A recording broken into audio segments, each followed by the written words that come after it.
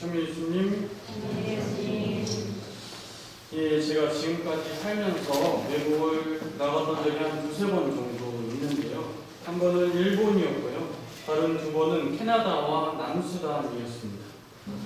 일본과 남수단의 경우는 복사단 아이들과 함께한 성지순례, 또한 선교 실습으로 그런 이유로 나갔지만 캐나다 같은 경우는 제가 군 전역을 한 후에 본당 시모님의 배려로 일주일 동안 다녀왔습니다.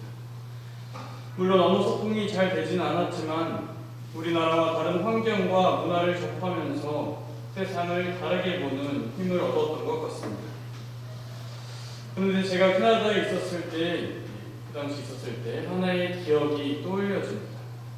토론토에 있는 외삼촌의 집 근처에서 친척 동생과 놀고 있을 때 아주 귀여운 옆집 아이를 보게 되었습니다. 영어로 나이를 물어보니 그 아이는 6살이라고 대답하였습니다. 그리고 제게 뭐라고 계속 이야기를 했는데요. 저의 부족한 실력 때문인지 잘 알아듣지 못하고 계속 대화하기도 힘들었습니다. 그래서 저는 그 자리를 피하고 싶어서 안녕이라고 영어로 말하고 도망갔습니다. 그 아이와의 짧았던 만남을 잠시 생각해보면 그 아이는 참 영어를 잘하는 아이였습니다. 물론 이 말이 당연한 것입니다. 그런데 생각을 더 해보면 그 아이는 6년밖에 영어를 배우지 않았습니다. 반면에 초등학교 4학년 때부터 고등학교 때까지 배웠던 9년이라는 시간을 포함해서 대학에서 교양 과목으로 들었고, 저 개인적으로 토플, 토익, 토스가 있는데요. 토스를 공부했던 2년이라는 시간들을 생각해보면 제가 더 많은 시간을 영어 공부를 했습니다. 그런데 그 아이처럼 제가 영어를 잘하지 못하는 이유는 무엇이었을까요? 제가 원어민의 발음을 열심히 듣고 따라하지 않아서일까요? 아닙니다. 저 열심히 했습니다.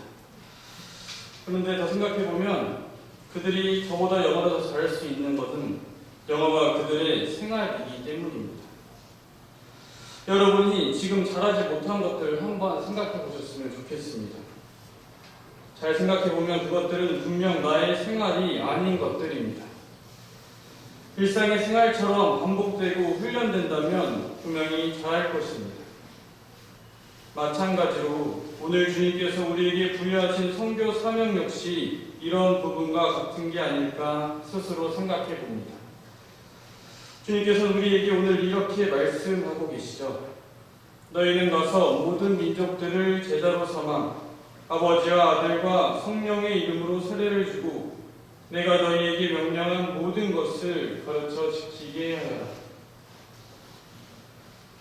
그런데 많은 신앙인들은 신앙생활을 해나가면서 예수님의 이런 말씀, 즉 선교 사명을 그저 무거운 짐이나 실행하기 어려운 것으로 여겨질 때가 종종 있는 것 같습니다. 왜냐하면 하기는 해야 하겠는데 너무나 힘들다고 생각하기 때문입니다. 그렇다면 왜 힘들다고 여겨질까요? 앞서 말씀드렸듯이 이것이 나의 생활이 아니기 때문입니다. 전혀 시도도 하지 않고 그저 어려울 것이라는 생각으로 선교에 대한 소극적인 태도를 취하게 된 것이죠.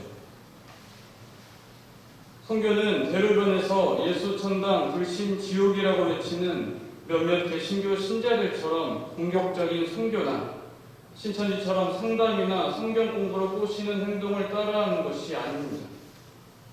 신자가 아닌 가족이나 친지들에게 성당에 다니라고 억지로 권유하거나 설득하라는 것도 아닙니다. 그것보다는 내가 생활로서 직접 보여주는 것. 다시 말해서 사랑을 실천하는 삶을 살아가는 모습이 가장 훌륭한 선교가 됩니다. 따라서 사랑을 실천하는 것이 나의 생활 자체가 되어야 합니다. 직장이든 가정이든 학교이든 어디서 무엇을 하든 사랑할 수 있는 것을 내가 사랑할 줄 알아야 합니다. 세상에 사는 사람들처럼 그저 본능과 욕망에 따르는 모습이 아닌 주님께서 오늘 말씀하신 그 사랑의 삶을 따라갈 때 선교가 나도 모르게 생활의 일부가 될 것입니다. 그렇게 잘 안 될까봐 걱정하기보다 언제나 우리와 함께하고 꼭 도와준다고 약속하신 주님께 믿음을 두면서 사랑의 삶을 살아가기 위해 이번 한 주간도 노력하는 신앙인이 되었으면 좋겠습니다. 아멘.